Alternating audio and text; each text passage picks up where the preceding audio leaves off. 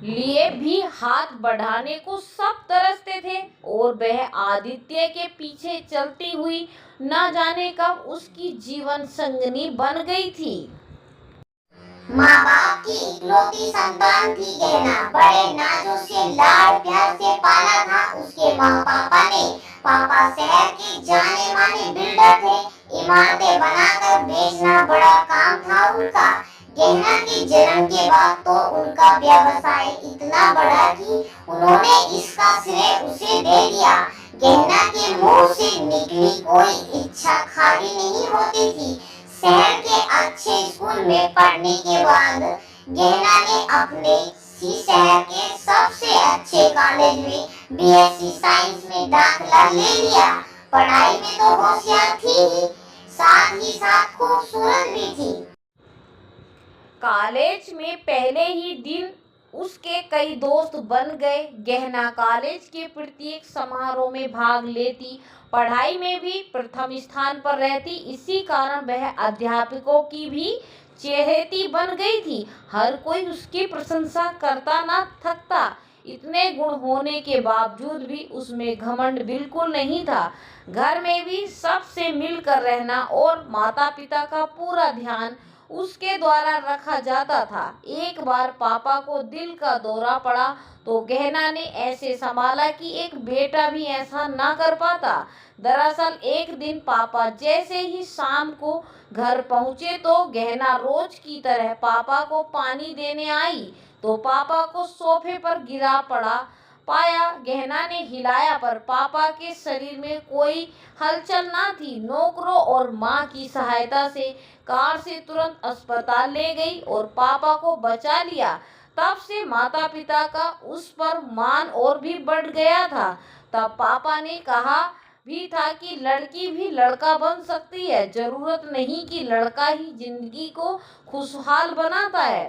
तब गहना को महसूस हुआ कि उनके परिवार में कुछ भी अधूरा नहीं है। बीएससी करने के बाद उसने न एमएससी में दाखिला लेना चाहा पर माँ की इच्छा थी कि अब उसकी शादी हो जाए, क्योंकि पापा को अपने व्यवसाय को संभालने के लिए सहारा चाहिए था। लड़का तो कोई था नहीं, इसीलिए उनका विचार था कि गहना का पति उनके साथ व्यवसाय संभाल लेगा। मगर गहना चाहती थी कि वह आगे पढ़े, अतः माता पिता ने उसकी जिद मान ली। एमएससी उसके शहर के कॉलेज में थी, इसके लिए उसे दूसरे शहर के कॉलेज में दाखिला लेना होगा। इसके लिए भी पापा ने अपनी हरी झंडी दिखा दी। उसने दाखिला ले लिया। रोजाना बस से ही कॉलेज जाती आती थी। पापा ने यह सब देखकर उसे कार ले दी। अब वह कार से कॉलेज जाने लगी। उसकी सहेलियां भी उसके साथ ही जाने लगी। कॉलेज समय का कॉलेज पहुंचती, पूरे पीरियड अटेंड करती। यहाँ पर भी गहना की कई सहेलियां बन गई। होनहार छात्र विद्यार्थी होने के कारण अध्यापकों की भी चहेती बन गई। कॉलेज ज्वाइन कर समय का पता ही नहीं चला कि कब 4 महीने बीत गए। गहना को कई बार महसूस होता कि कोई उसके चुपके से देखता है, उसका पीछा करता है, परंतु कई बार इसे वहम समझ लेती। मगर यह सच था और वह शख्स धीरे धीरे उसके सामने आ रहा था। रोजाना की तरह उस दिन भी गहना कक्षा खत्म होने के बाद लाइब्रेरी चली गई। वह वहां किताबें देख रही थी कि कोई पास आकर उसकी अलमारी में से पुस्तक देखने लगा। वह घबरा कर पीछे हो गई। जब पलट कर देखा तो वह वही था जो उसके आसपास ही रहता था। उसने गहना की तरफ मुस्कुरा कर देखा पर उसने कोई प्रतिक्रिया नहीं दी और चली गई। अब तो वह गहना को रोजाना नजर आने लगा। वह कहीं ना कहीं गहना को मिल ही जाता। एक दिन वह लाइब्रेरी में बैठकर एक पुस्तक पढ़ रही थी। उसकी एक ही कॉपी लाइब्रेरी में थी, जिस कारण उसे इश्यू नहीं किया गया था। तभी अचानक वह वही गहना के पास आकर बैठ गया और फिर कहने लगा, इस पुस्तक को तो मैं कब से ढूंढ रहा था और यह आपके पास है। गहना घबरा गई। अरे घबराए नहीं, मैं भी आपकी ही तरह इसी विद्यालय का छात्र हूँ। आदित्य नाम है मेरा और आपका? गहना, मेरा नाम गहना है, कहकर वह बाहर आ गई। आदित्य भी साथ ही आ गया और फिर चला गया। अब रोज मिलते, हाय हेलो हो जाती। धीरे धीरे कॉलेज की कैंटीन में समय बिताना शुरू कर दिया। आदित्य ने अपने परिवार के बारे में काफी बातें बतानी शुरू कर दी। काफी होशियार था वह पढ़ने में, कॉलेज का जाना माना छात्र था। उसके माता पिता नहीं थे, एक भाई था जो पिता का व्यवसाय संभालता था। पैसों की कमी ना थी। आदित्य शुरू से ही हॉस्टल में पढ़ा था, इसीलिए घर से लगाव भी कम ही था।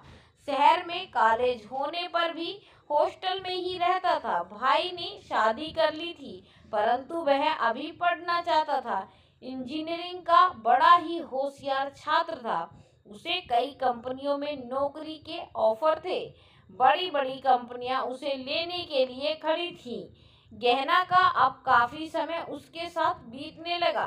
पता ही नहीं चला कि कब एक साल बीत गया और कब उनकी दोस्ती प्यार में बदल गई।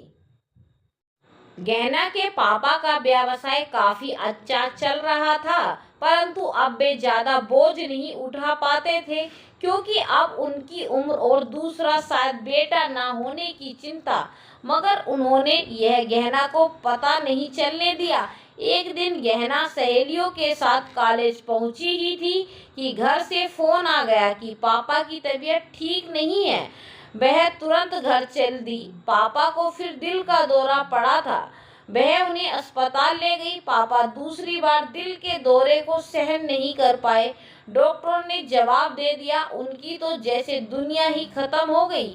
माँ गहना को संभालती और गहना माँ को। माँ के अलावा अब गहना का कोई नहीं था। पापा के जाने के बाद घर वीराना हो गया था। पापा का व्यवसाय उनके कारण ही था, अब वह खत्म हो गया था। गहना एक महीना कॉलेज नहीं गई। सारे दोस्त पता लेने आए। आदित्य भी सभी ने समझाया कि अपनी पढ़ाई पूरी कर लो, पर गहना का मन ही नहीं मान रहा था। जब माँ को देखा कि सभी दोस्त गहना को संभाल रहे हैं, तो उन्होंने भी कहा कि तुझे अपनी पढ़ाई पूरी करनी चाहिए। एक ही साल तो रह गया। अब पापा ने 2 फ्लैट बनाकर किराए पर दिए थे, इस कारण पैसे की कोई समस्या न आई। धीरे धीरे गहना ने कॉलेज जाना शुरू कर दिया। पढ़ाई का दूसरा साल था। प्रथम वर्ष उसने अच्छे अंकों से पास किया था। इस बार भी वह अच्छे अंक लेकर अपनी पढ़ाई पूरी करना चाहती थी। आदित्य की तो पढ़ाई खत्म ही थी।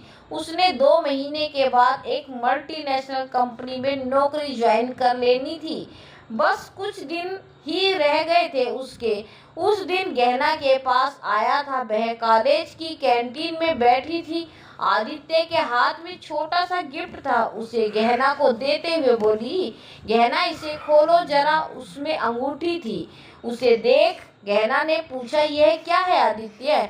क्या तुम मुझसे शादी करोगी? आदित्य बोला। गहना ने हाँ कर दी। जब गहना ने माँ से बात की तो उन्होंने भी हाँ कर दी, क्योंकि बेटी के सिवाय कोई था ही नहीं उनका। गहना की खुशी में ही उनकी खुशी थी। गहना की पढ़ाई खत्म हुई, कॉलेज में टॉप किया था। अध्यापकों ने कॉलेज में ही नौकरी ज्वाइन करने को कहा। आदित्य से पूछा तो उसने मना कर दिया। पढ़ाई खत्म होने के बाद गहना और आदित्य की शादी हो गई।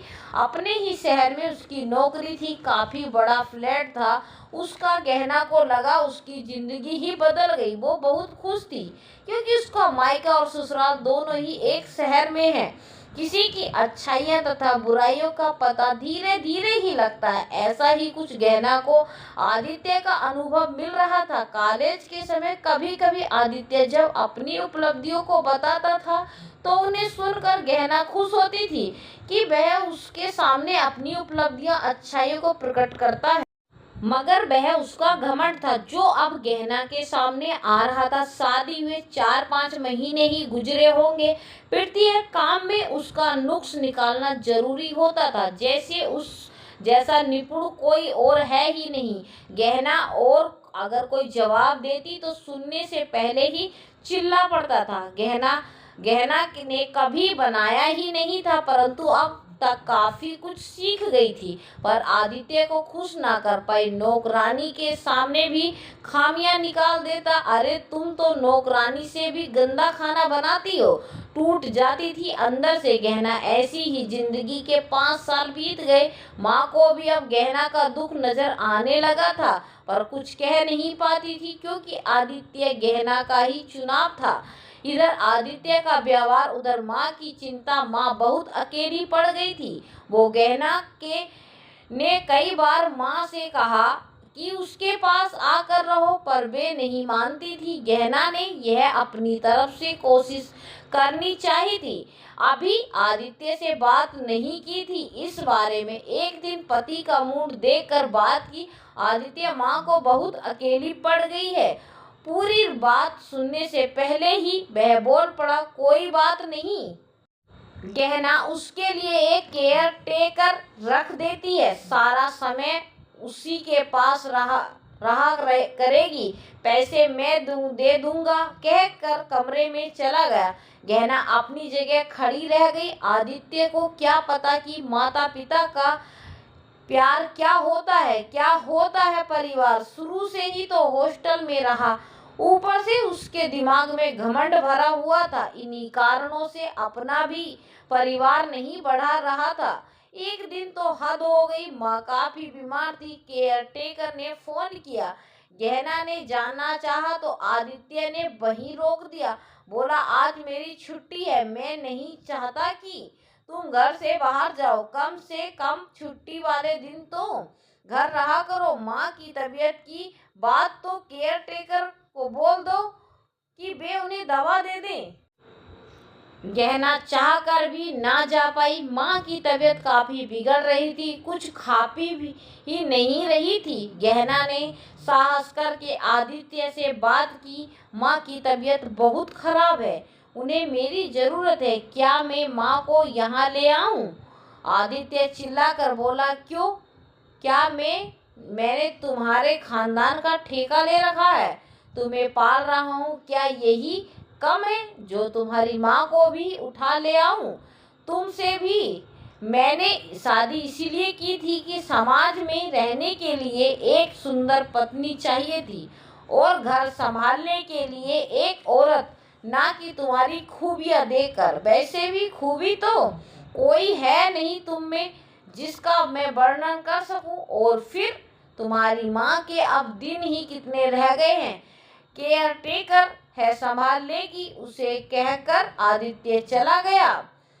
सारा दिन गहना यही सोचती रही कि क्या उसका कोई वजूद नहीं, सिर्फ उसकी शक्ल देखकर आदित्य ने इसीलिए शादी की थी कि उसकी एक सुंदर पत्नी है, यहाँ समाज में दिखा सके।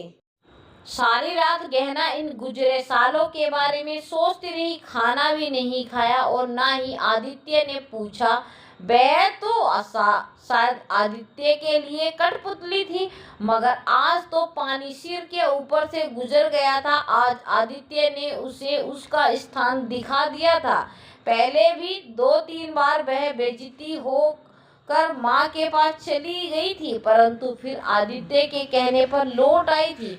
अब उसने लौट करना आने की सोची थी। आदित्य के जाने के बाद गहना ने अपना सामान समेटा, चाबी नौकरानी को पकड़वाई और माँ के पास चली गई।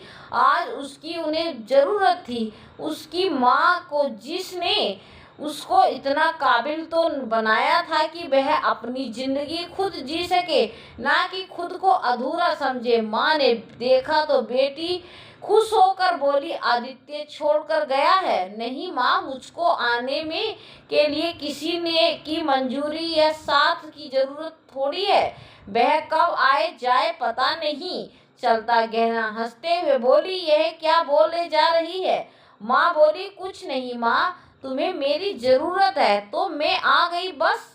गहना माँ को सच्चाई बताकर परेशान नहीं करना चाहती थी। गहना ने माँ का काफी ध्यान रखा। अब माँ काफी ठीक हो गई थी, काफी संभल भी गई थी। कितना खुदगर्ज था आदित्य एक बार भी फोन करके नहीं पूछा। माँ ने एक दिन आदित्य के बारे में पूछा तो गहना भी सच बता दिया। यह भी कह दिया कि अब वह वापस नहीं जाएगी। एक दिन सुबह नाश्ता करके बैठी थी कि आदित्य आ गया। बोला, क्या नजारे हैं महारानी के। एक तो बिना बताए निकलना और फिर कितने कितने दिनों तक घर ना लौटना। चलो घर ले जाने आया हूँ, बाहर कार में इंतजार कर रहा हूँ, सामान लेकर आ जाओ। एक ही सांस में सब बोल गया। माँ की तबीयत के बारे में कुछ नहीं पूछा। जैसे ही आदित्य बाहर जाने लगा, गहना जोर से बोली, ठहरिए आदित्य जी, आप क्या समझते हो?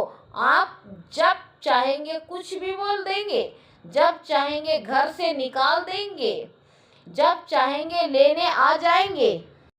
क्या समझा है आपने मुझे? मैं ना कोई वस्तु हूँ ना ही कोई कठपुतली। मैं एक इंसान हूँ जिसका अपना वजूद है। हर स्त्री अपना जीवन जी सकती है, वह कभी अधूरी नहीं होती, उसे अधूरा बनाया जाता है।